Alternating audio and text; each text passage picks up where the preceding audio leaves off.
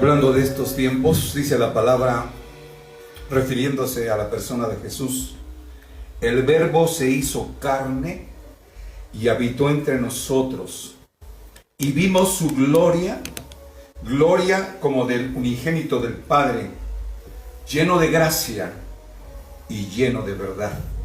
Vamos a orar. Señor, en este tiempo que recordamos el nacimiento de tu amado Hijo, nuestro Salvador, queremos orar, queremos una unción especial para nuestra vida, Señor, para apreciar y valorar a ese Cordero Santo que vino a dar su vida por nosotros, Señor. Que hemos alcanzado la gracia y hemos alcanzado el perdón, Señor. Queremos valorarlo porque muchas veces nos acostumbramos a que somos salvos y que tenemos a Jesús en nuestro corazón. Pero, Señor, tenemos que hacer conciencia de lo que significa, Señor. Te damos gracias por poder abrir la palabra esta mañana. Te damos gracias por poder estar unidos con nuestros hermanos en sus hogares.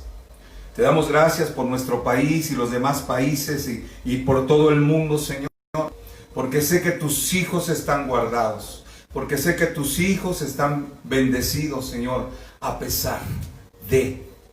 Y esto, Señor, nos muestra y muestra al mundo que no importa la circunstancia ni la situación que vivamos, tu mano poderosa está con nosotros. Te alabamos y te bendecimos y te damos gracias en el precioso nombre de Jesús. Amén y amén. Hermanos, queremos destacar esta mañana la persona de Jesús, su obra, su nacimiento, por supuesto, su obra y su muerte redentora. Y antes de abrir la palabra y de empezar a buscar el contenido de la misma, yo quiero decirte que desde Génesis 1 hasta el último versículo de Apocalipsis corre un hilo dorado. O sea, tiene que ver con la personalidad de Jesús. Este hilo dorado habla de su majestad, de su omnipotencia, de su omnisciencia, de su omnipresencia, pero habla de su autoridad. Y empezamos a ver en el Antiguo Testamento a Jesús, símbolos que hablan de la presencia de Jesús. Pero a la par corre también un hilo rojo que tiene que ver con el sacrificio y la redención de Jesús. Tiene que ver con ese amor que nos mostró. Y Primera de Pedro 1:20 dice que fue predestinado o destinado desde antes de la fundación del mundo. O sea que el Cordero Santo, Jesús, estuvo dispuesto a venir al mundo y a redimir nuestros pecados desde antes de la fundación del mundo. Te dejo esta tarea, busca Primera de Pedro 1:20 después y te vas a dar cuenta que ya el Señor sabía de que Adán y Eva iban a caer y que esto iba a traer consecuencia para toda la humanidad, pero Jesús siempre estuvo dispuesto a dar su vida por nosotros. Por tanto, pues se avecina la Navidad. La palabra Navidad se deriva de la palabra natividad, que tiene que ver con el nacimiento de nuestro Redentor. Así es de que la presencia de Jesús está en la palabra de Dios. Toda la Biblia habla de las tres personas. Habla, por ejemplo, Génesis 1:1, habla de el Padre, ¿verdad?, que ha creado los cielos y la tierra. Dios son tres personas. Pero si queremos entenderlo, trabajan en equipo, ellos son muy unidos y los tres forman a Dios, pero para entender un poco este misterio, dice, en el principio creó Dios los cielos y la tierra. Vemos viendo a Dios creando, al Padre creando, y luego vemos al Hijo redimiendo, porque estaba desordenada, vacía y en tinieblas como está nuestra vida, antes de conocer a Jesús. Y Él viene a poner el orden, Él viene a restaurar, pero viene también a perdonar nuestros pecados por medio de su sangre. Dice aquí el versículo 2, y la tierra estaba desordenada y vacía. Pero al final dice, y el Espíritu de Dios se movía sobre la faz de las aguas, el Espíritu Santo. Ahí están los tres. Y esto es importante porque en el 1.26 dice, entonces dijo Dios, hagamos, plural, tres personas. Se ponen de acuerdo el Padre, se pone de acuerdo el Hijo y se pone de acuerdo el Espíritu Santo. Y dijo, hagamos al hombre. Estuvieron de acuerdo en hacer un hombre a imagen y conforme a su semejanza, para que señoree en los peces del mar, en las aves de los cielos. O sea, Dios da autoridad. Y dicen los salmos que somos nosotros la gloria de la creación. Por lo tanto, podemos empezar a entender lo que es la presencia de Dios. Dios, Jesucristo es eterno.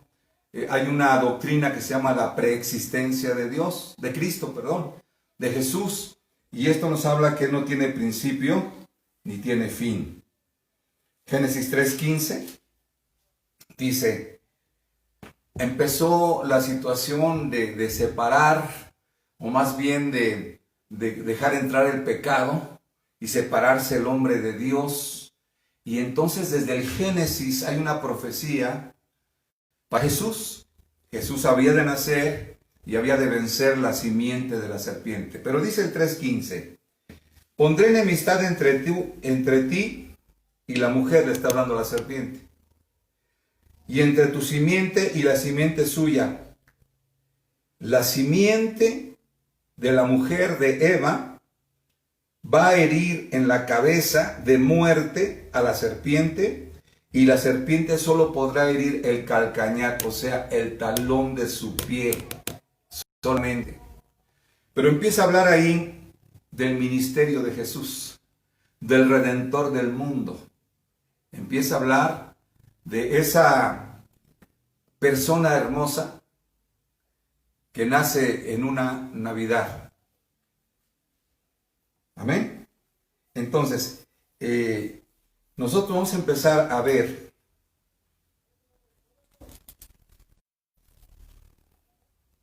que Jesús aparece, o el símbolo de Jesús aparece en el Antiguo Testamento. No vamos a entrar mucho a la escritura, pero déjame hacer un recorrido de ese hilo dorado y ese hilo rojo, ¿sí?, que corre desde Génesis hasta Apocalipsis. En Éxodo, por ejemplo, vemos en la Pascua el símbolo de Jesús con el poder redentor de su sangre. Dice la palabra que había una amenaza de muerte para los primogénitos. Ya sabemos ese pasaje donde el dintel de las puertas, todo aquel hijo de Dios, todo aquel hebreo, ¿verdad?, que había recibido el mensaje de Dios, pone sangre en el dintel de la puerta, pero sangre de un cordero. Entonces nosotros entendemos precisamente que tiene que ver con Jesús, un cordero sin mancha, sin defecto en el dintel de la puerta. Esto hablaba de lo que venía, a futuro, que Jesús era ese Cordero Santo que iba a dar su vida por nosotros. Después dice Jesús que Él es el camino, la verdad y la vida. Y lo vemos al abrirse el mar rojo en el Éxodo. Vemos cómo se abre. Es una simbología porque abrió calzada, dice el Salmo. Abrió camino. Jesús es el camino. Pasaron por seco. Simboliza la salvación, la salida de un Egipto de pecado. Para nosotros los cristianos lo entendemos. Porque en nuestra propia vida el Señor nos saca de Egipto, nos saca del pecado, nos saca de la necedad, nos saca de la oscuridad, de las tinieblas y nos trae a la luz. Ahorita vamos a ver que Jesús es luz. Entonces desde ahí está la simbología y la obra de Jesucristo, abriendo camino de salvación al abrirse el mar. Dice la palabra que Él es el pan de vida, Él es el maná. Encontramos más adelante cuando el pueblo de Israel pasa al desierto y empieza a caminar, le llueve pan del cielo. Jesús en el Nuevo Testamento dice, yo soy el pan de vida. Dice después Dios a los hebreos que dieron a los judíos, les dice, es un pan que ni tus padres conocieron, es un pan que no es de esta tierra, es un pan del cielo. Hermanos, para que el pan se pueda elaborar, ¿sí? La materia prima que es el trigo se debe triturar, hacerlo harina para poder hornearlo, para poder prepararlo. Jesús, al decir yo soy el pan de vida, dice yo voy a ser triturado, yo voy a ser molido por tus rebeliones. Y así fue, hermano.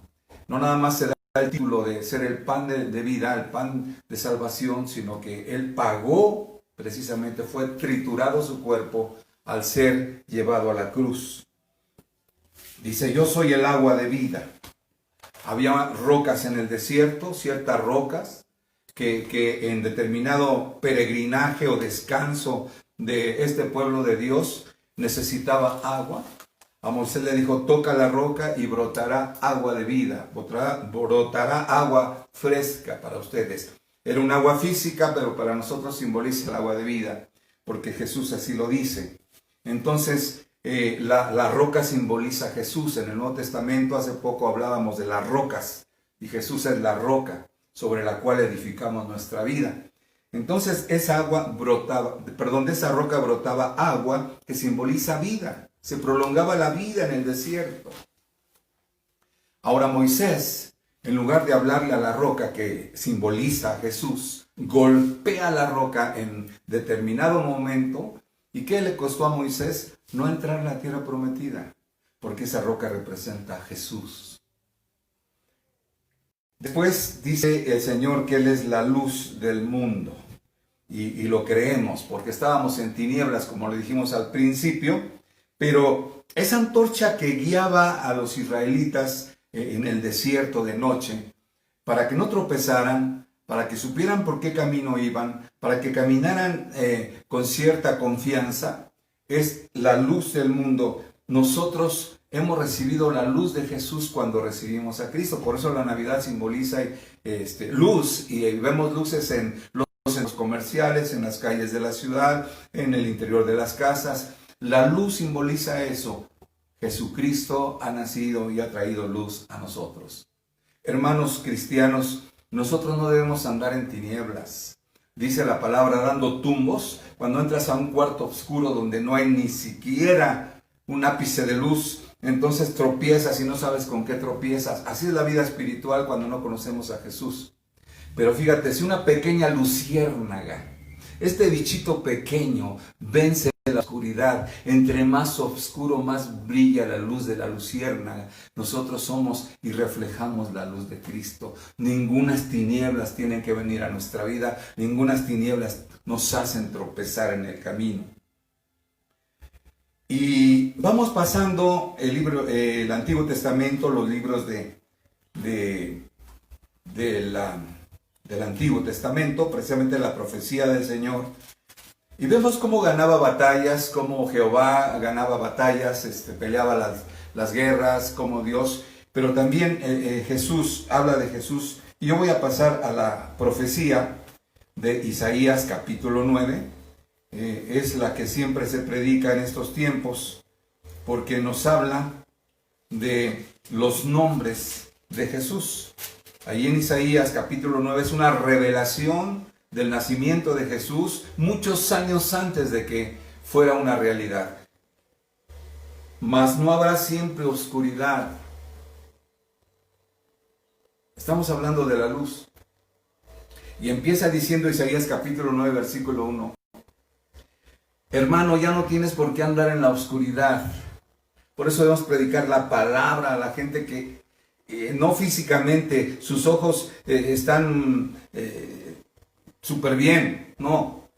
Pero la oscuridad espiritual, hermano, la mentira en que se vive, los tropiezos, los fracasos, los divorcios, los vicios y tantas cosas, inclusive enfermedades a consecuencia de lo mismo. Ya no tienes por qué caminar en la oscuridad. Ya no tienes por qué estar en angustia. Ya no tienes por qué estar en aflicción.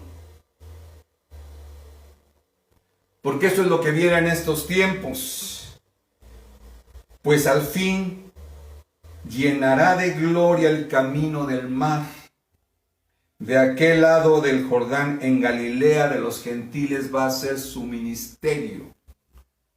está hablándonos proféticamente del ministerio de Jesús. Y ya no tienes por qué andar en obscuridad. Hermanos, cuando somos necios a la palabra y la rechazamos, cuando somos necios al mensaje que nos dan, y estoy hablando cuando no conocemos de Dios. Alguien te habló a ti, hermano querido, hermana. Antes de recibir a Cristo, muchas personas te hablaron. Y nosotros que caminamos en la oscuridad no queríamos que nos alumbrara la luz. No queríamos la luz. Estábamos muy a gusto. Porque había inclusive cosas escondidas que no queríamos sacar a luz. Cosas que nos lastimaron, cosas que vivimos en la infancia, en la adolescencia, rechazos, abusos, situaciones que manteníamos, ¿sí?, en oscuridad. Pero el Señor dice, vamos a sacarlas para que sanes. No quiero atormentarte al sacarlas de tu vida, sino échalas al fondo del mar y no me voy a acordar más de ellas. Así son los pecados, así son los recuerdos que nos lastiman. Sácalos a la luz. Perdona a quien tengas que perdonar. No amargues tu vida, porque cuando eres adulto y eres padre, amargas también a tus hijos. Eso trasciende a las otras generaciones. Por eso dice, bendito sea el Señor. Versículo 2. El pueblo que andaba en tinieblas de pecado, necedad, de mucha, sobre todo odio, dice, de repente vi una gran luz. Ahorita voy a terminar leyendo lo de los pastores cuando están allá pastoreando en medio de la noche y un ángel les avisa que Jesús ha nacido. Pero vieron una gran luz. Dice, los que moraban en tierra de sombra, que la sombra representa muerte, luz resplandeció sobre ellos. Es una luz no física, es una luz espiritual que viene a nuestra vida y, caray, yo no quiero ya más andar en las tinieblas. Nada tengo que ver con las tinieblas, porque el Señor dice que alumbra nuestra vida. Dice aquí, versículo 6, porque un niño nos es nacido, Jesús, hijo nos es dado, y el principado, Él es príncipe, Él trae, dice en Apocalipsis, trae un cinturón de oro. Te lo voy a demostrar al final.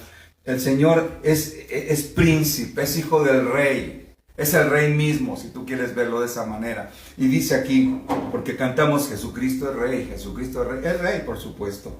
Y dice aquí, porque un niño nos ha nacido, hijo nos es dado, y el principado sobre su hombro, y se llamará su nombre admirable. Nos admira la paciencia, nos admira su amor. Él no busca al pecador para condenarlo, no busca al pecador para reprocharle y mandarlo al infierno. Perdóname por estas palabras. Él busca al pecador para amarlo y perdonarlo. Dice aquí, porque un niño nos es nacido, y su nombre es admirable, es consejero, con mayúscula. Todos estos adjetivos están admirable, consejero, dice. ¿Qué mejor consejo que venir a la palabra, orar y buscar a Dios y que Dios nos dirija o nos confirme las decisiones que estamos por tomar? Dios fuerte, Él es Dios, no débil, no indiferente, es un Dios fuerte, todo lo puede.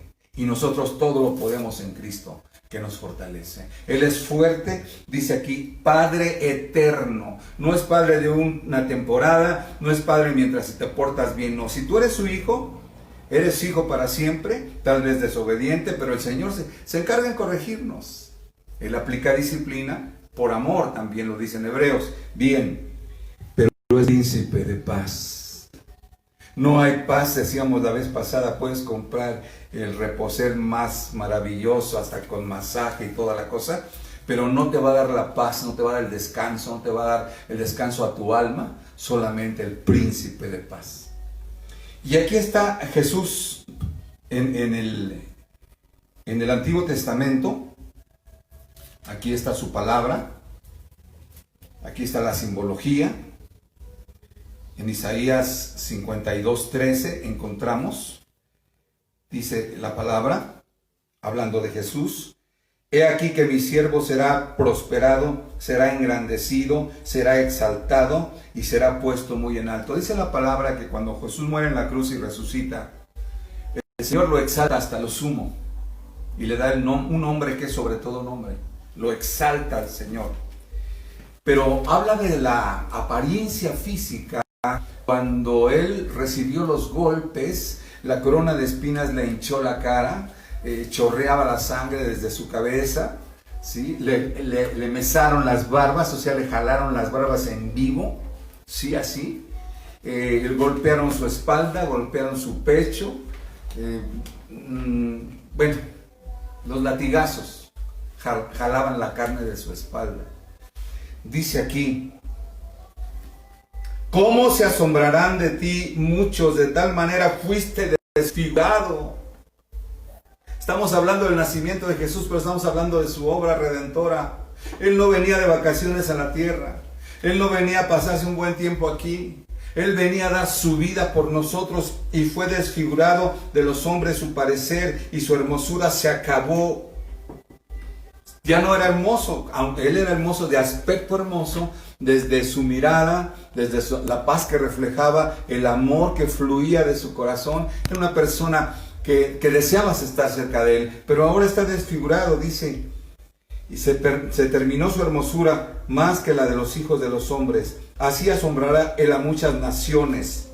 Los reyes cerrarán ante él la boca, porque verán lo que nunca fue contado. Y empieza a hablar en el versículo 53, empieza a hablar de ese ministerio que Jesús empieza a dice: mas él herido fue por nuestras rebeliones, molido por nuestros pecados. Molido quiere decir que ese grano de trigo se trituró para que saliera el pan de vida.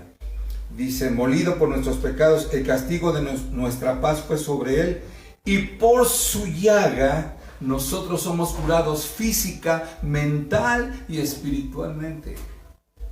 Él hace un trabajo íntegro, él hace un trabajo completo, hermano. Cuando la mente nos lleva a las tinieblas, nos lleva a las preocupaciones, al estrés, a la desesperación, a la duda, y a muchos al suicidio, el Señor viene y te cambia tu mente. Tenemos la mente de Jesús, dice la palabra. Sigo leyendo 53:10 de Isaías. Cuando haya puesto su vida en expiación por el pecado, verá el producto, el fruto de su sacrificio. Verá linaje, vivirá por largos días. Él es el principio y el fin. No tiene, la muerte no terminó con él. Él no tiene fin. El alfa y el omega, dice la palabra. Quedará satisfecho. Por su conocimiento justificará mi siervo justo a muchos y llevará sus iniquidades. Esta es la palabra del Señor y nosotros creemos en ella. En el 54 dice que nosotros debemos regocijarnos. Si no dábamos fruto, si no nos salían bien los negocios, si estábamos en amargura y decíamos la mala suerte, no hay mala suerte. Con el Señor dice: regocíjate, oh estéril, la que no daba a luz. Levanta canción, da voces de júbilo, la que nunca estuvo de parto, porque más son los hijos de la desamparada que los hijos de la casada, ha dicho Jehová. Ensancha el sitio de tu tienda, prospera. Las cortinas de tus habitaciones, amplíalas, sean extendidas. No seas escasa, alarga tus cuerdas y refuerza tus estacas. No estoy hablando de prosperidad económica, aunque es añadidura también. Estoy hablando de una libertad, de una paz, de un vivir la vida como debemos vivirla, con Dios en nuestro corazón. Pero seguimos viendo un cuarto personaje pasando al libro de Daniel. Cuando los amigos de Daniel están en el horno de fuego, castigados por su fe, porque no se inclinaron ante los dioses paganos, dice la palabra que los metieron a un horno de fuego a 3. Y luego subieron los grados de calor hasta el máximo. Pero vieron un cuarto personaje. Ahí vemos a Jesús, hermano. En medio de las pruebas de fuego, en medio de la tensión, en medio de la amenaza de la pandemia, en medio de tantas cosas, hermano, Dios, Jesús está contigo. Un cuarto personaje, ahí lo vemos. En el libro de Joel también dice la palabra que va a venir un derramamiento del Espíritu Santo. Bueno, ya nosotros sabemos que el Espíritu Santo está con nosotros, nos ha visitado, pero habla de algo especial. Dice que los niños soñarán sueños, verán visiones, las doncellas, las personas mayores y los adultos mayores, inclusive los ancianos. Esta profecía de Joel se hace realidad porque Jesús resucitó. Y si vemos en el libro de los Hechos, el derramamiento del Espíritu Santo, ahí empezamos a ver las maravillas que hace. Bueno, ya no, voy a pasar al Nuevo Testamento. Hay mucha... podríamos seguir la simbología de Jesús en el Antiguo Testamento, pero yo quiero llegar a Juan 1:14. Dice la palabra que el Señor nace en esta tierra, deja su trono de gloria, deja a su Padre, deja a los ángeles, y dice la palabra en Juan 1, en el principio era el Verbo, con mayúscula. Y el Verbo era Dios, era con Dios, y el Verbo era Dios. Esto es hermoso porque dice que aquel Verbo fue hecho carne en el versículo 14 y habitó entre nosotros y vimos su gloria. Cuando habita Jesús en tu corazón, tú empiezas a ver su gloria.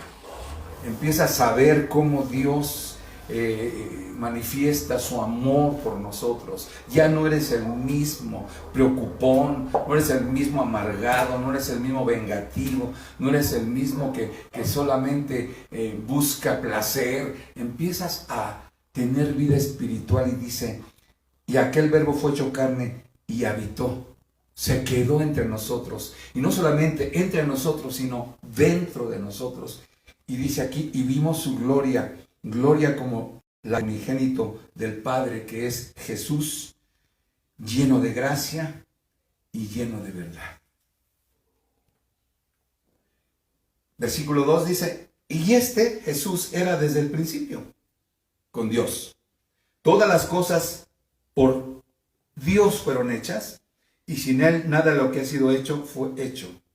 En Él estaba la vida, y la vida era la luz de los hombres. Vimos simbología de la luz en el Antiguo Testamento. Ahora aquí lo confirma, se trata de Jesús. Es la luz que alumbra nuestro diario caminar. Acompañado de la palabra que también dice, lámpara es a mis pies, la palabra de Dios. La palabra de Dios es nuestro manual, es nuestro instructivo, es nuestra guía. Por tanto, la palabra de Dios contiene la palabra de Jesús. En Él estaba la vida y la vida era la luz de los hombres. La luz en las tinieblas resplandece, ya hablamos de esto. La luz es más fuerte que cualquier tiniebla y no puede prevalecer contra nosotros. Hubo un hombre, bueno, aquí habla de Juan el Bautista, un hombre llamado y enviado por Dios, el cual se llamaba Juan el Bautista. Aquí aplico otra enseñanza para nosotros, que nosotros nacemos con un propósito. No viniste a la tierra a hacer uno más en el INE, credencial, a hacer uno más en la lista de empleados de un negocio. No viniste a ser un ciudadano más. Tú viniste con un propósito. Dios no nos envía a la tierra sin propósito. Y su propósito es bueno, agradable y perfecto. Su voluntad es para que caminemos con Él y nosotros cumplamos esa misión, ese propósito en la tierra. Y el primero es que tú conozcas a Dios, y el segundo es que tu familia, tus hijos, tu esposa o tu esposo si eres mujer, ¿sí? Empecemos a orar, porque dice aquí la palabra que hay un problema. Versículo 9, perdón. Aquella luz verdadera que alumbra a todo hombre venía a este mundo, nació Jesús. En el mundo estaba y el mundo por él fue hecho, pero el mundo no quiso conocerlo, lo rechazó. Ay, hermano, es que si yo entro a tu religión, me van a prohibir. Espérame, ni tengo religión. tengo una relación con Dios, tengo un manual, tengo un corazón donde Dios está vivo y existe, pero aquí no te prohíbe nada a nadie. Dios te dio libre albedrío, te dio la capacidad de decidir y puedes decidir, porque aquí en el versículo 11 dice, a los suyos vino, a su pueblo donde nació, a la familia de apellido, por así decir, y los suyos no lo recibieron. Cuando nosotros compartimos la palabra, la persona que nos escucha está en su derecho de rechazar todo lo que le digamos. Está en su derecho de decir, no me interesa, así estoy bien, por supuesto. Pero, no sabes de lo que te pierdes, aquí en la tierra y en la eternidad. Jesús entró un domingo, le llamamos Domingo de Palmas, entra a Jerusalén, todo el mundo sabe quién es Él, por los milagros, por su fama, por su amor, por sus enseñanzas. Él en los cerros llenaba a la gente, 5,000 personas lo escuchaban, Él comía con ellos, Él hacía milagros. Bueno, conocían. Y cuando sube una montaña y ve Jerusalén de lejos, empieza a llorar, dice el Evangelio de Lucas, empieza a llorar. Dice, oh, si supieras que hoy es día de tu visitación. Si supieras que hoy vengo a ofrecerte el regalo de Navidad más grande que tú puedas pensar. Si tú supieras que la paz entrará a tu corazón y el perdón a tu alma. Y que cuando tú mueras, yo he preparado, dice Jesús, un lugar en los cielos para que tú pases el resto de la eternidad por los siglos de los siglos al lado de mi Padre y al lado mío. No nos ganamos el cielo por ser buenos o por hacer méritos, por buenas obras. Lo que nosotros hacemos es recibir a Cristo en nuestro corazón, arrepentirnos de todos los daños que hemos hecho, porque no hay uno que pueda lanzar la primera piedra. Jesús dijo, a ver, ¿quién puede lanzar? ¿Quién no ha pecado nunca? O hemos sido malos hijos, o malos padres, o malos empleados, o hemos cometido algunos abusos. Nadie tiene su corazón limpio, pero Jesús vino a limpiarlo con su sangre preciosa.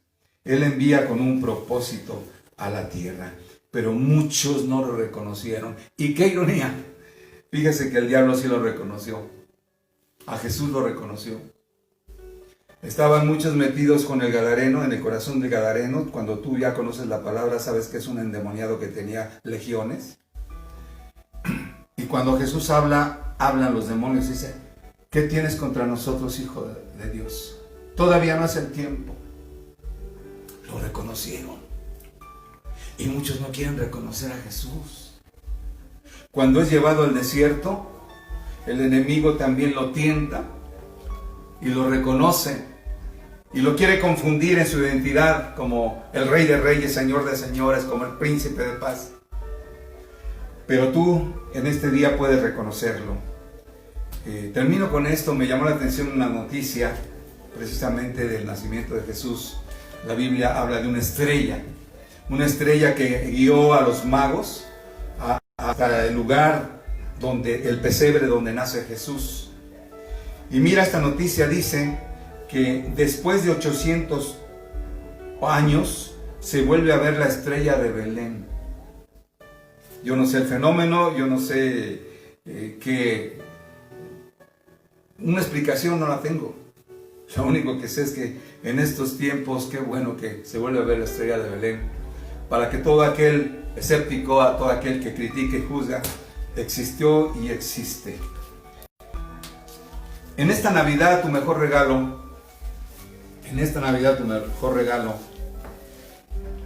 es recibir a Cristo en tu corazón. Y si ya lo tienes, afiánzate. Haz una oración para reafirmar tu fe en Jesucristo. Hilo dorado, toda la Biblia, ya no llegué a Apocalipsis, se los debo. Hilo rojo, ¿sí?